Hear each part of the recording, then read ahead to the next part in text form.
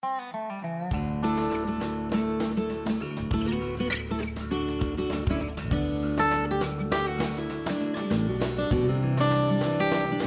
I'm John Hood. I'm the author of a series of historical fantasy novels called The Folklore Cycle. The first two books of the series, Mountain Folk and Forest Folk, were published in 2021 and 2022. The next book in the series is called Water Folk, and it's about to be published. This is the second in a series of videos we've prepared to give you an advance look at the world of water folk. Historical fantasy is a blend of real-life people and events with magical creatures or abilities. Imagine, say, Daniel Boone battling a fire-breathing monster, or fairy mages protecting George Washington's army. Now, both of these things actually happened in my previous novels set in early America. They depict such events as the Revolutionary War, westward expansion, the abolitionist movement, and the Trail of Tears. I'm speaking to you from San Antonio, Texas, because that famous place right behind me, the Alamo, is a key setting in Waterfolk. The new book depicts, among other things, the Texas Revolution, the Mexican-American War, and shipborne adventures on the high seas. That last bit is easy to square with the title of the book.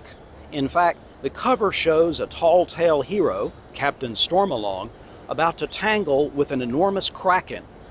But aquatic themes are present throughout Waterfolk. Consider the place I'm standing, San Antonio. It's named after the San Antonio River, which arises from a cluster of springs just a few miles from here. People have been living in this river valley for thousands of years. The original native name was Yamaguana, which means refreshing waters. The doomed defense of the old mission here, the Alamo, was part of the larger Texas Revolution.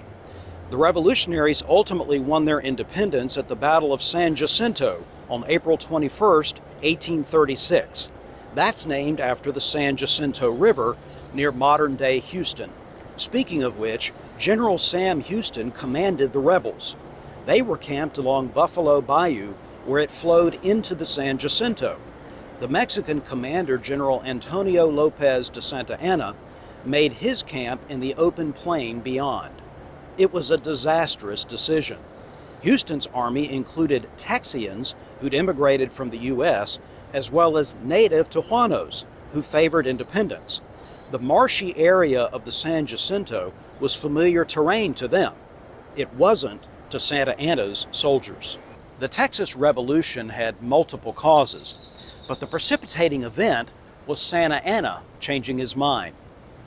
When Mexico won its independence from Spain in 1821, there ensued a constant struggle between those who wanted a strong centralized government and those who favored a more federal system of checks, balances, and local control.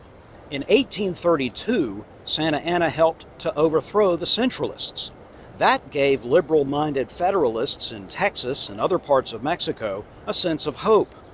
But 2 years later, Santa Anna revealed himself to be the ultimate centralizer.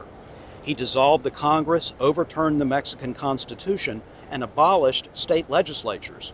Outraged Mexicans revolted not just in Texas, but in New Mexico, Alta California, Zacatecas, and elsewhere. Santa Anna's army suppressed these other revolts, sometimes with great bloodshed.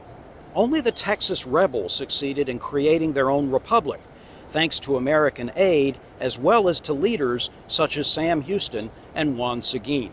In Waterfolk, I depict the battles of San Jacinto and the Alamo. Keep in mind, though, that it's a historical fantasy novel. It's not a textbook. So you'll see Davy Crockett die at the Alamo, though not necessarily the way you might expect.